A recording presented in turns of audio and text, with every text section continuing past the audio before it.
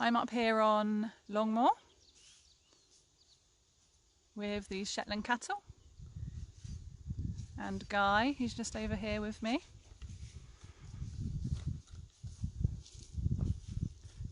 There he is.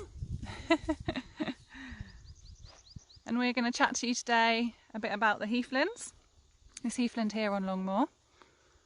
I'll just start by giving you a bit of context as to where we are. So we're in the South Downs National Park, and we are kind of in the middle of the park up towards the north. So the geology here is just right for our heathlands. And this is one site that's part of our Heathlands Reunited project. So there are 41 sites in total in the project area, and we're over here on Longmoor, which is owned by the Ministry of Defence. And looked after in partnership with the Hampshire and Isle of Wight Wildlife Trust and the Amphibian and Reptile Conservation Trust, and they are all partners in our Heathlands Reunited project, which you can find out a bit more about on our website if you want to know more. Cool, yeah. So Longmoor is just wonderful. Basically, it's 300 hectares of heathy goodness, and I think it's so precious these days. Well, I'll talk a little bit about heathlands in general. So heathlands have been around for about 14,000 years, and they've only really been managed, I guess, in the last 3,000. I say only between 3,000 and 5,000. Heathlands are made up, I suppose, lowland heathland anyway, which is what this is below 300 metres. It is a mosaic of damp, wet and dry habitats. I mean, there are so many rare species here. It's, especially over the entire site. I mean, for instance, there's a place over by, we call it Tank Hill, and we've got all 6 species of reptile out here. We've got loads of really good positive indicator species, so it's a fantastic place. Unfortunately, heathlands as a whole, though, are really suffering. So heathlands rarer than rainforest, for one. It had an area of I think we're down to 15% now of the total area that used to be here in the 1800s. So we've literally only got 15% of that, and that's the equivalent of an area the size of Cornwall reduced to the area the size of the Isle of Wight. So it's pretty bad. There's a number of reasons for it. We've got fragmentation of the habitats. We've got intensified farming practices.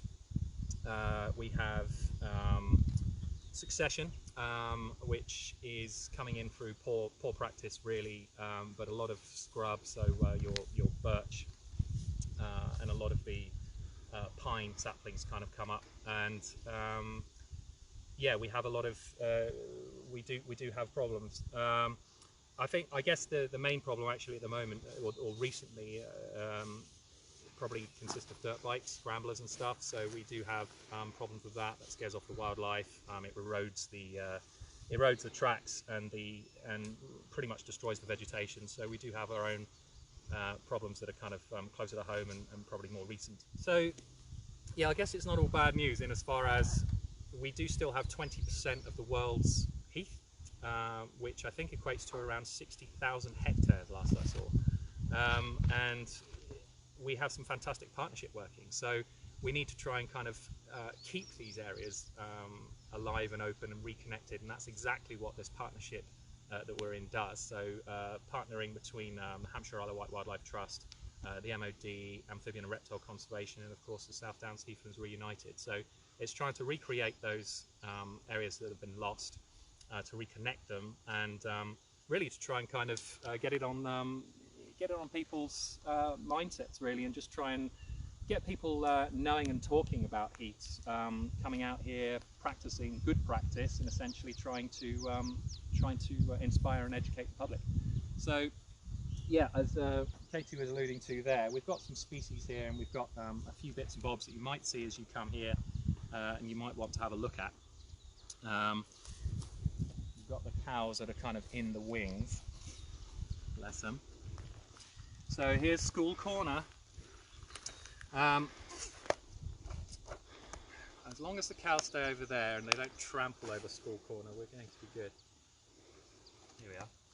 So, heathlands you will automatically kind of see as heathers. And we have all those species here. So we have Erica cinerea, which is our bell heather, and Katy will come in and get a closer look at that in a minute. Erica tetralix, which is your cross-leaved heather, and then we have ling, or normal heather, Calluna vulgaris. So the tetralix is cross-leaved, and you'll see in a minute it's got these tiny little hairs, and it gives it this kind of silvery quality, but it's also crossed from on top, so you'll see that. But also it's really dainty and delicate. It's got this beautiful purple colour from the base, and it kind of comes out to this kind of white tip, but it has this this lovely kind of mauve purple colour across the entire site. This site does become literally just a sea of purple at around August. Then you have the bell heather. A bell heather, you've got a very different construction and leaflet. You'll see that when you get closer up, and with this very specific bell shape, which is always like that. It's always swollen throughout the year. You'll see it through all of its stages. And then we have ling, which does also come up in the same way. Kind of almost looks like a little bit more like a pine leaves, and the structure again is very different to the other three. So you can take a quick close up of that if you like. Alongside those, we as the Trust will do things called rapid condition assessment. So we'll ensure that we're assessing the flora and ensuring that everything's still heading in the right direction. So by doing that, we can tell if the positive indicator species are still here, if they're increasing or decreasing, and we can see that, or we can use that information to see that our management is working in the right way. You get a good picture of that? I think so, yeah. So with regards to management, we again using Heathlands Reunited as well as the Amphibian and Reptile Conservation and ourselves, we've created some fantastic habitat out here. We create a lot of scrapes, and we create some fantastic woodlark habitat. In fact, I think I've got woodlark here. The big three: woodlark, Dartford warbler, and Nightjar. So here's our. Oh, in fact, hopefully I'll still have a sound clip of them. Yeah. Now you'll almost certainly have heard this. I think this is a fantastic bird. I'll hold it up and I'll play it.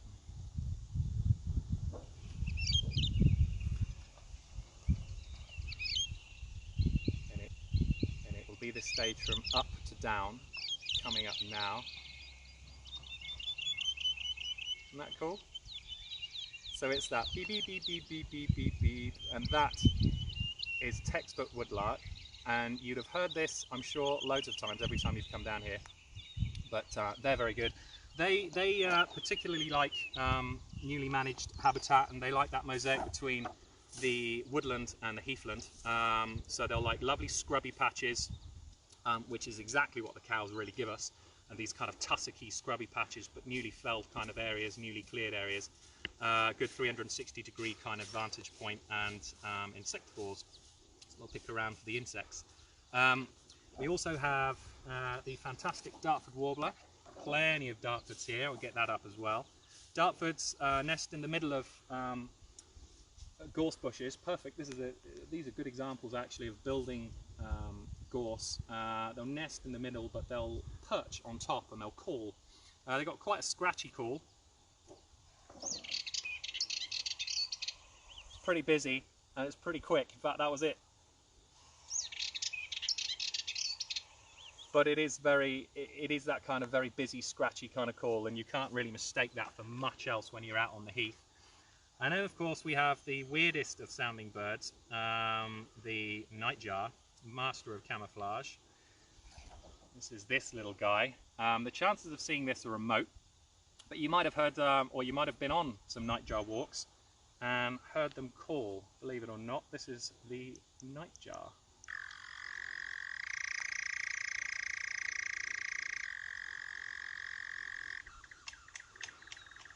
That is crazy, isn't it? If you go out on a nightjar walk, you will hear this and you will think there is no way that is coming from that bird. But it does. They are fabulous. So we have a lot of other bits and bobs here, but completely happy to open out the questions on kind of species. I mean, we can walk around actually, Katie, if you'd like, and just have a look at a few things. I know that the majority of what we're going to get out here, for example, is purple moorgrass, which is what the cows are eating and trying to keep down. Let's get a nice big tussocky purple moorgrass. Here we go. So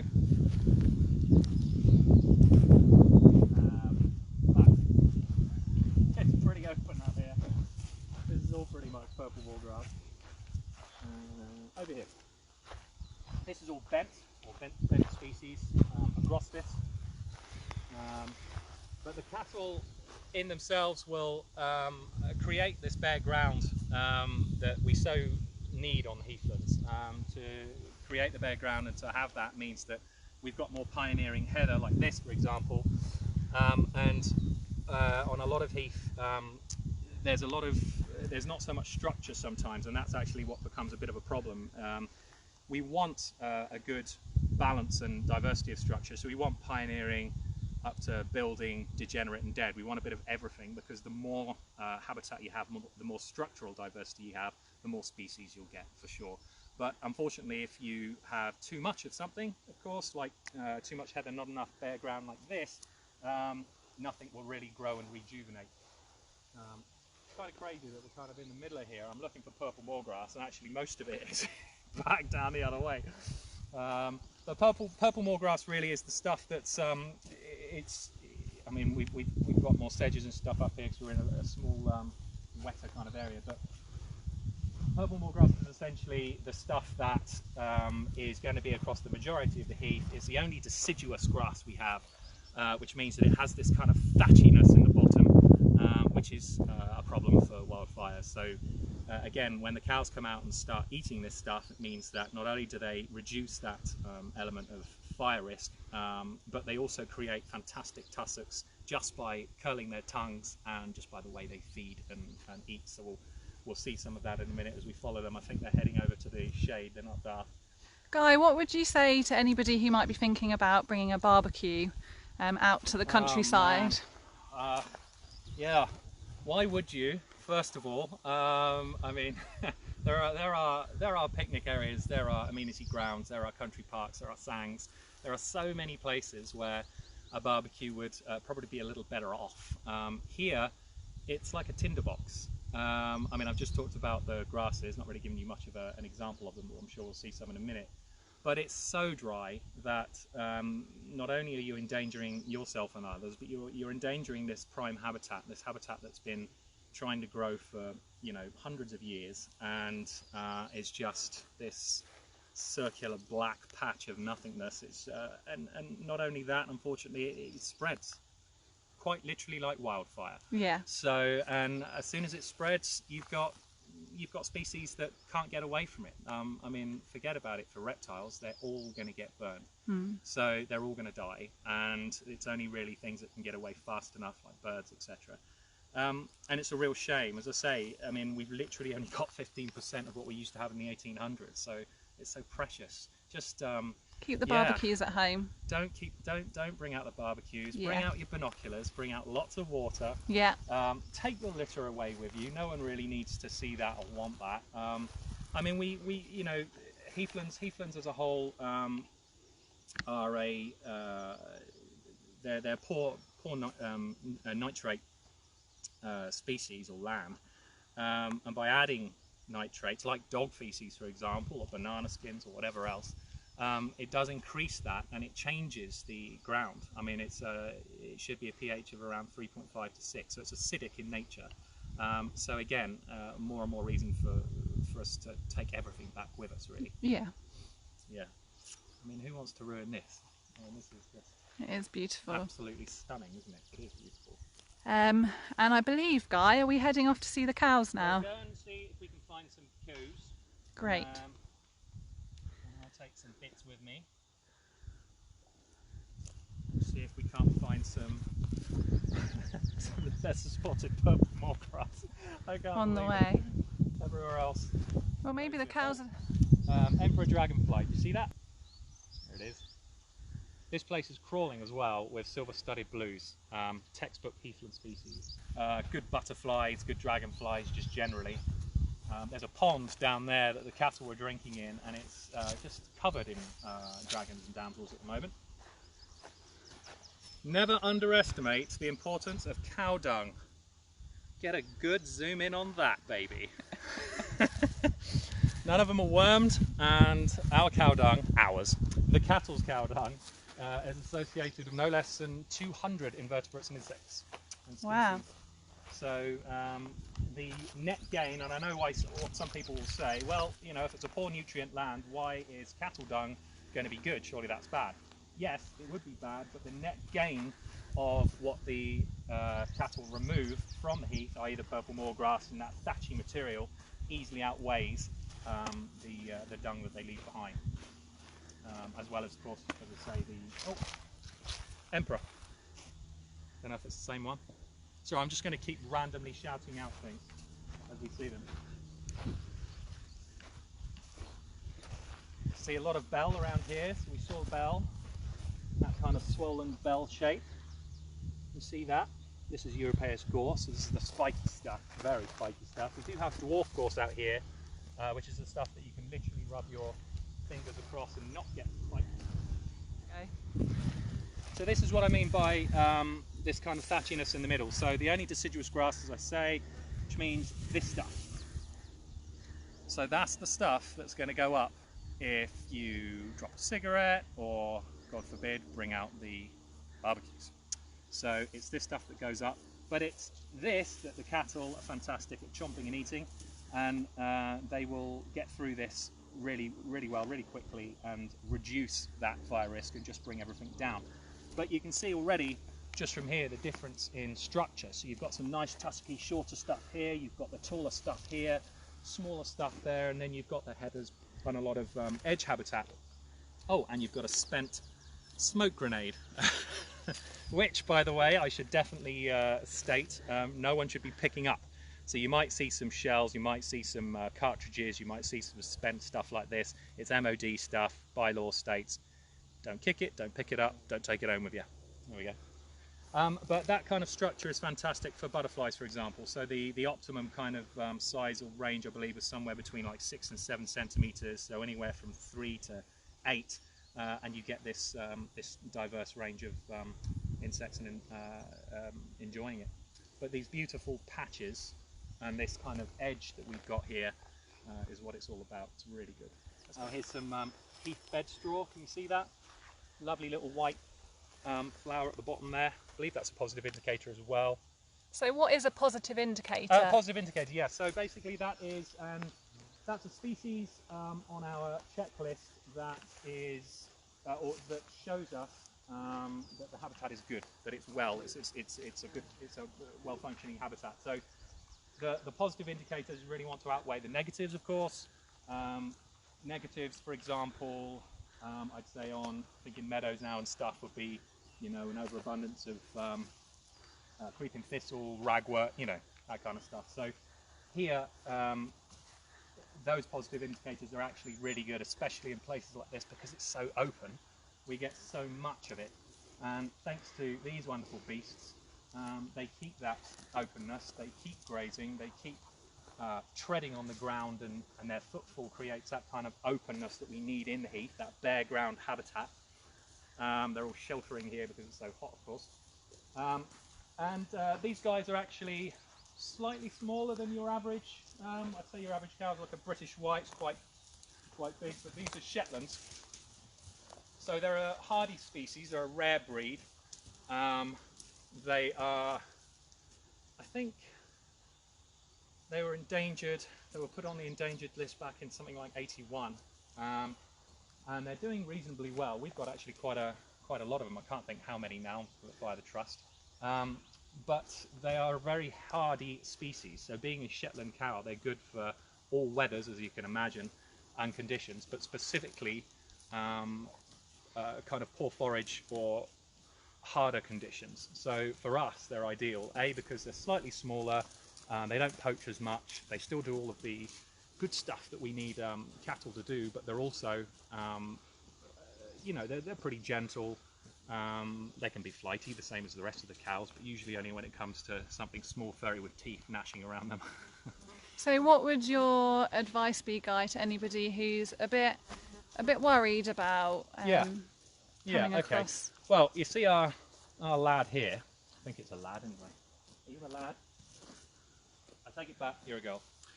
So this heifer kind of came on over because I started talking. I'm quite loud. And it stopped. So it wants to see what we're about, but actually, once it realises that we're nothing remotely threatening, it kind of just wants to see. It stops. It gave a few head tosses. I don't know if you saw that. It's just a quick warning. But actually, all you're really doing is, if for example, we wanted to walk through here, okay, it's a big enough place, we can easily get around it. But dog's straight on the lead, okay, from way back there, really. I mean, obviously we're walking up to them, and, you know, we saw them anyway. But it's just a case of walking straight through and not really stopping. It's being confident.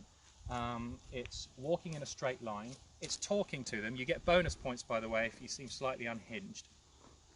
So if you can talk to the cows and you contact them, see, there's another kind of sign, but it's already stepping slightly back.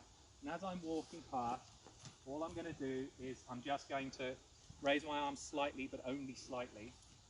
And I'm just going to say, excuse me. I'm just going to walk straight by.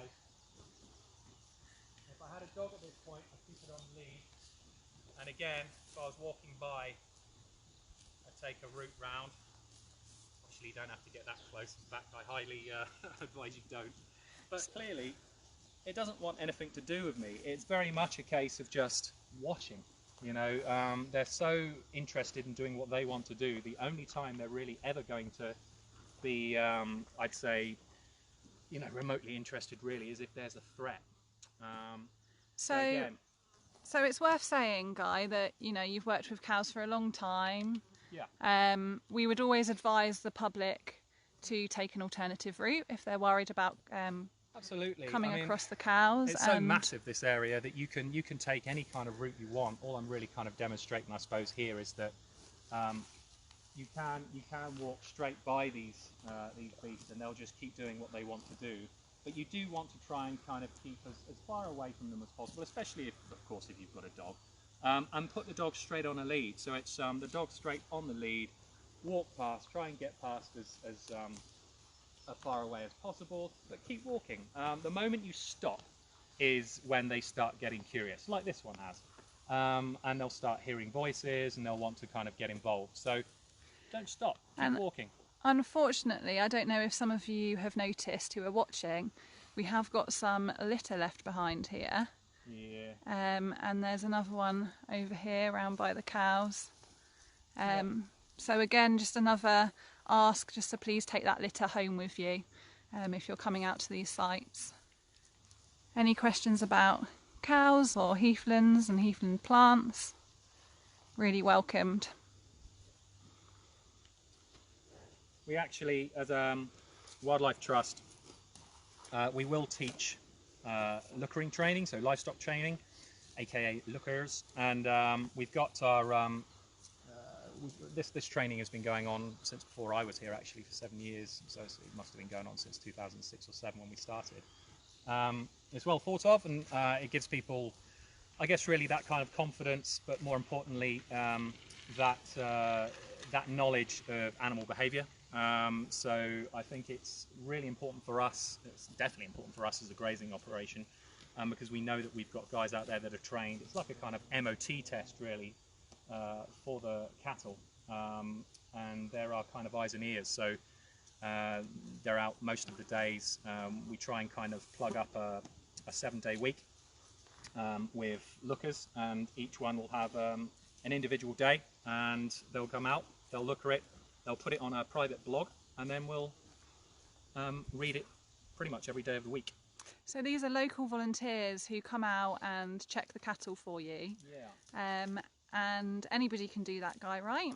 Anyone? Yeah, quite literally. I haven't got a poster here, but we've got posters around the site, and yeah, it's really just a case of having that time just to commit to a singular day in the week. Really, that's all we ask. And yeah, And you know, anyone that walks out. similarly, we have our dog ambassadors role as well, which is local. Sam. Yes, Fantastic. they're local dog walkers who help us spread messages about our heathlands, educated messages about when might be good to keep your dog on a lead, for example during ground nesting bird season. And those roles are open to any local volunteers who want to get involved. Obviously at the moment during COVID we're not currently taking on extra volunteers. I don't know what your situation is, Guy. We've literally only just managed to open it up to 2 volunteers per session, so I've just done my second session actually. It's worked out really well. We keep our distance obviously, and it's really easy to be able to do that because we're out in really open areas like this. So yeah, I'm kind of racking up interest and just bringing people out 2 by 2 to yeah, individual reserves. Yeah, so if you're interested, we'd still like to hear from you. We may not be able to do anything straight away, but yeah, we'd still love to hear from you if that's something that you would like to get involved with. So I think we'll probably say goodbye, Guy. Gone too quick, hasn't it? It has gone really quick. Yeah, I mean, there's loads of stuff to talk about, but I think in general they're really precious sites, and the cows do a fantastic job for us. Yeah, get the dogs on the lead. You know, it's not too much of a bother. They usually spook each other around gorse bushes, etc. So it's always good to just get them on the lead, get them past it, and then you can continue on your way. They really don't bother you. They're really just after what they want to do, which is eating, making little pats, and more eating. Yes. Okay. So, yeah, thank you very much.